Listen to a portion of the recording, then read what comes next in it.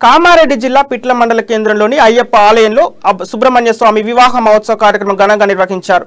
అయ్యప్ప దీక్షాపరులు నియమనిష్టలతో భజన కార్యక్రమాల మధ్య వివాహ మహోత్సవ కార్యక్రమం నిర్వహించారు. ఈ క్రమంలో మహిళలు భక్తులు పెద్ద సంఖ్యలో పాల్గొన్నారు.